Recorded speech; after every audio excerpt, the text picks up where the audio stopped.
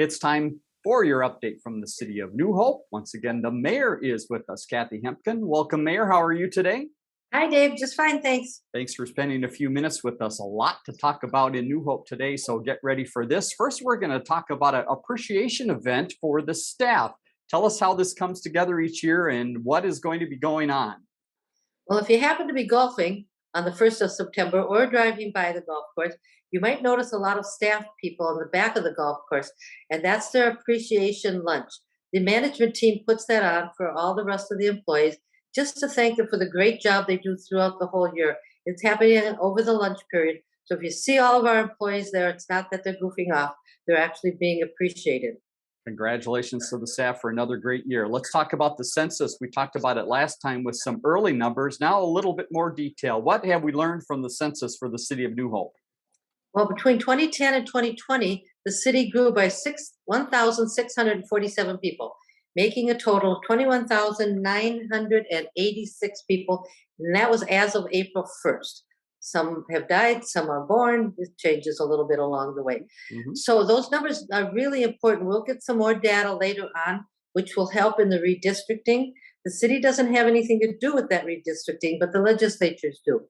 And so because we had such a good turnout, we did not lose a federal legislator this year. We were really glad about that. But a lot of times the maps have to be redrawn depending on where the population lies. So those census numbers will still keep coming in, but that's the initial output from them. All right, more details to come, and again, more details about the redistricting as well. Animal ordinances, we have talked about this a little bit in the past. Give us a little more detail of animal ordinances and what the council has been going through. Well, we share a animal control officer with Crystal. And so our ordinance was quite different than Crystal's, and it just made sense to us to make them the same, make it easier for the animal control officer. So we've changed the ordinance for chickens from 3 to 4, and we've changed the definition of fowl to chicken, and no roosters allowed, of course. We've changed a couple of the explanations on how to build a shelter, where the shelters for the chickens can be, how far from the house, those kinds of things. And the other thing, anyone that has a license will be grandfathered in already, so that won't change for them. It also applies to all of the animals. So go online, look at the ordinance. There's a limit to how many dogs and cats and ferrets you can have. And so look online for that. newhopemn.gov, the place to find all of that information. Another appreciation event coming up, this time for commissioners, and this is going to be an on-the-road appreciation. What is going on here? Well, the reason we mention this, because if you see a big bus driving through your neighborhood, it's us, it's the city. So we have 3 volunteer commissions, the Human Rights Commission, the Citizens Advisory Commission, and the Planning Commission. And then we have a personnel board that gets a small stipend from us. Well, the only way we can really thank them is to get them on a bus, drive them around the city. City staff kind of puts out the route. They will narrate the bus ride. And it's just a way of showing all the commissioners the things that are going on in the city and to thank them for all their service that they do. Hats off to the commissioners for giving up their time. Let's go to scattered site housing, update residents on a few properties. And it sounds like we've had a few closings that are getting very close.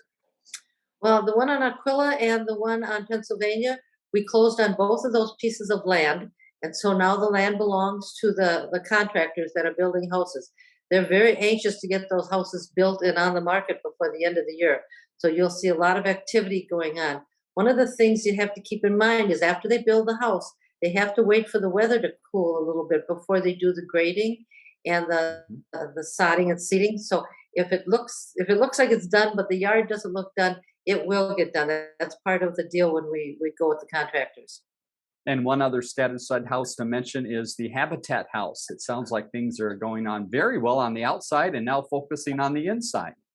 Well, they finally got that multicolored siding painted, and that was the intention all along. So a couple crews from the city are going out there, a crew of 7 people each.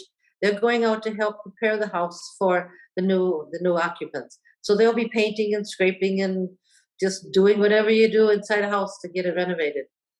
Let's move to the business networking group and a quick turnaround here if you want to attend. It's September 1st. What is going on with that group and where is the event taking place? Well, they're meeting in person at City Hall at 2 o'clock. Tony Salinger, the guy who does the city planner, that calendar that comes out, he will be there and explain a little bit how the calendar comes about and what goes into there.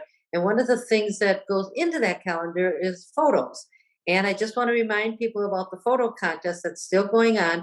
They can go online to the city website /infocus and get the rules and regulations for the photos. The photos should be of people, nature, or landscapes, and they can, or wildlife, I'm sorry. And one photo per person, please. Okay. We're also giving prizes out for the best photo, the People's Choice Award, and for the under 18. So get those photos in so that Tony has something to put in his calendar. Yeah, very nice tie of two things together there. Let's go back to business networking. Just look ahead to October. Then October 6th, another event coming up, and that looks like it will be Charlotte Hose from the Copperfield Hill. It will be, and that one's at 8:30. We've staggered the time because not everybody can make the middle of the afternoon, and not everybody likes to make the morning. So we stagger the time. A lot of good information comes out of those meetings. A lot of really good networking comes out of that. So we encourage people to come. That one will be in person, and it'll be at City Hall. Very good. Let's move to the police department. A number of things to update residents on here. First is looking for some people to help out in the department. What positions are you looking for? Well, the community service officer and the daytime police clerk, those applications we're looking for those. We're still looking for people to apply for them, and they can do that online if they'd like, and then they'll get a response from us. So please apply for those positions. New Hope's a great place to work, so we really need a couple of new people there. Let's talk about the chief. The chief has been involved in meetings here in the recent past that involve an area and a topic that is of great discussion right now, some of the rising of crime in some of the suburbs. What can you tell us about that meeting and what was talked about? The police chief met with the state senators and some representatives and the police chiefs from the West Metro cities. And what they're talking about is violent crime has risen in the West Metro suburbs. And they're talking about what they can do about that, how they can put a stop to it, and what they can do to just help the residents. And let's go to community engagement. The police getting out, as always, to touch base with the public. And another way they continue delivering meals. How is that process going? Well, every week, this last week, one of the police officers went out with our human resource director to deliver the meals. And apparently they're having a really good time of doing it. They're going to be doing it every week, and it's just another way of connecting with the community. That is fantastic. And another way they connected was through a special Olympics drive with a local business. Give us all the background to this and the great results. Well, Dunkin' Donuts lets us put a cop on the roof of Dunkin' Donut with a bucket and a string, and they lower the bucket, and you can put your donation in the bucket. And I think they got a free cup of coffee or something like that if they donated. So we raised about $989 $28 actually. Yeah. And that'll go to Special Olympics to help defray some of the cost of the kids going to that event. That is fantastic. Great job success by the residents. Yeah, perfect to see that happen. Let's go to Public Works. Some of our unsung heroes. They're out again doing all sorts of things that you and I, Mayor, would not want to do. These guys are fantastic. They really are. They don't get enough credit, I don't think. So they were out there cleaning up after that last storm, picking up brush, cutting up trees, just repairing wherever they can. They were also out taking down numerous bees' nests from public property. That's a job I don't want to do. Yeah, no thank you. They were out there patching water main breaks and fixing, now this is the really, really fun one, fixing one of the lift stations and wet wells.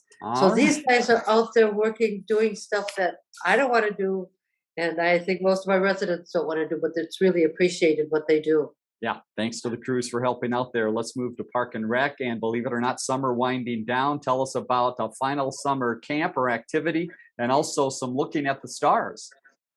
So Sports Extravaganza, that's the camp that's going on this week. That's the last camp of the summer. They had a Looking at the Stars event for last week, but it was raining, so they put it on Tuesday of this week. There's still a couple spots available. They cost $13 a piece. You have to pre-register it. You can do that by going online if you'd like. That's going to start at 8 o'clock at the Performance Center in Civic Center Park on Tuesday, which would be the 1st, I believe, 31st. All right, head to the city's website, newhopemn.gov, to find out more. With the fall, there are still some softball teams that are out there on a regular basis. Who's playing softball and where? So the Women's Softball League is doing it, and they're playing on Tuesday and Saturday evenings. And so if you want to go and watch women's softball, go to one of our fields and watch the play. And that'll be going on till the middle of October. And it looks like one of the hubs is Victory Park, so you can head over there and watch some softball. How about some brochures coming out? So we're getting ready for now winter activities and fall activities. What should residents be looking for? Isn't that just sinful? Yes. Actually, it isn't. The fall one is out. It's the winter and spring that they're working on. Okay. So these things don't just happen automatically. They take a lot of time and effort, and the staff in Park and Rec do a lot of planning ahead of time to make sure that all of these programs are in line and we're ready to go with that winter catalog. All right, keep watching for it. Speaking of successful fall programs, one is the dance program. How are the dancers coming along? Well, that's going to start in a couple of weeks. They're getting ready to do that. That's a huge program for the city. We have a lot of kids involved in that, and that'll start in a couple of weeks, and they'll be practicing at the ice arena upstairs. For some of these park and rec programs to go on, they need some parental volunteers, and I think you're looking for that in the way of flag football help. Tell us how we can do that. So flag football is the little kids playing football, and they grab a flag out of their back pocket, so there's no tackling, no hard contact. So they're looking for volunteer coaches. They're doing some background checks on the ones they have right now, and they'll train. So we need a few more. So if you'd like to volunteer, again, call the Park and Rec department and volunteer. We'll train you and we'll do a background check on you. Let's hop through a couple of the busy facilities within the city. Start at the golf course. What is happening there? Always a lot of activity. Always a lot of activity. Well, the regular summer leagues, this is their last week of playing. Okay. So the fall sign up for those leagues will be, well, it's on now, but they'll start probably next week. And we had a nice surprise appearance from Goldie Gopher at one of the tournaments that were there last weekend. So that was a lot of fun for the kids that were there. I bet Goldie with the golf club could be very interesting. Just stand back and let him go, right? How about the ice arena? What is happening at the ice arena? I drove by the other day, I think it was on Sunday, and the parking lot was packed. It was. There's a lot going on. So we're just finishing up on the elite golf, or I'm not golf, the elite hockey tournament now. And then the AAA boys and girls, they'll have their tournaments the next couple of weeks going on. We rent the ice out to men's leagues. There's 6 of them that rent that ice. So there's just all kinds there's goaltender classes going on. Of course, the dryland training is always going on. So that's a busy place there. It is unbelievable. And as the weather gets colder, it'll even get busier. And finally, the aquatic park staff wrapping things up and also looking ahead to next year. What are they talking about? We had a very, very successful season.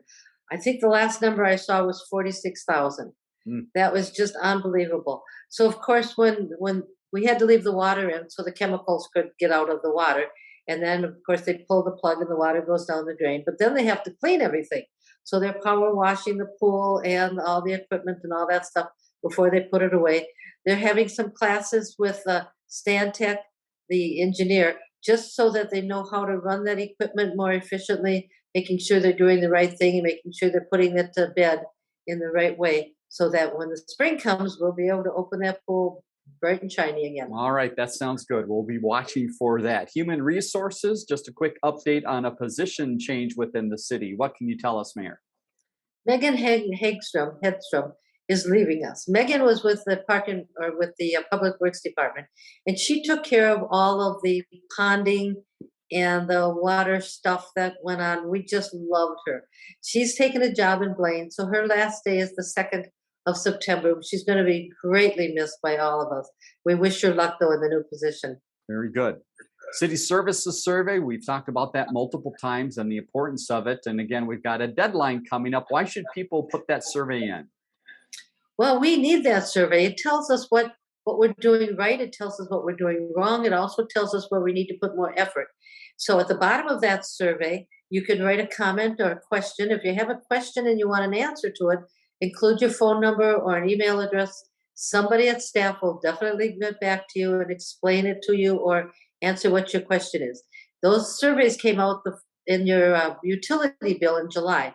If you didn't get a utility bill, you can get one online. You can get the survey, or you can call and get a copy of the survey sent to you.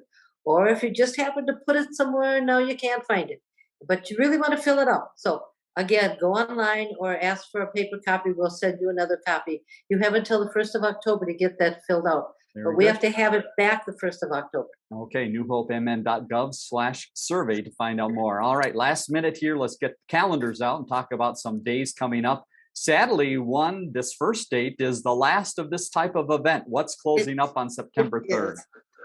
Well, that would be the Food Truck Fridays. So if you remember right, one of our staff arranged for these food trucks to come in. They were there every Friday. People were really populating them a lot. So Friday's the last day of Food Truck Friday. Now Saturday, the farmers market will be open. That's Labor Day Saturday, but they will be open. The corn is just fabulous, and a lot of vendors there. So come out, get some corn, get some other stuff from the vendors. Let's jump ahead to October then. So you've got October 9th, the date for people to mark down what's happening at the city complex. So City Days are going to happen. Finally, it's been a couple years since we've done that. Right. That's kind of a free event. It's in the morning, usually 9 to 12 at Civic Center Park, and people can just stop by and see what's going on in the city. In that same weekend, the 8th to the 10th of October, is St. Joe's Fall Festival. So you can come to City Days, see what's going on, go over to the Fall Festival at St. Joe's and enjoy yourself there too. Yeah, a weekend full of fun. So get out and do that. And again, all of this information on the city's website, newhopemn.gov, the place to find out what's going on in the city. Mayor, thank you once again for your time today. Great to see you as always. And we'll see you next week. Thanks, Dave. Have a nice spare time. Learn more about The Connection at ccxmedia.org and follow us on social media.